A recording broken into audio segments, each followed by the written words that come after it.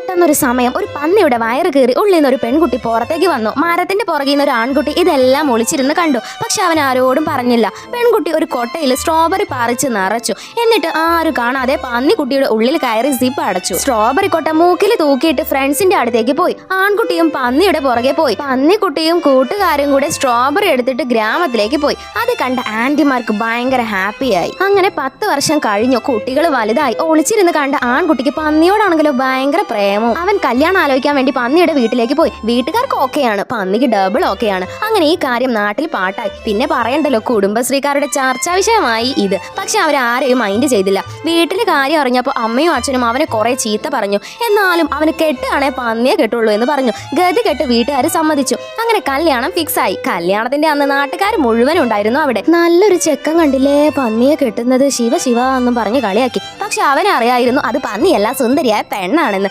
കുറച്ചു കഴിഞ്ഞപ്പോൾ അവരുടെ നാട്ടിലെ ആചാരം പോലെ ചെക്കനും പെണ്ണും ഡ്രസ്സ് മാറ്റി വരണം. അവര് മുകളിലേക്ക് പോയി. അവര് താഴേക്ക് വന്നപ്പോൾ എല്ലാവർക്കും മനസ്സിലായി അത് പന്നിയല്ല, പെണ്ണാണെന്ന്.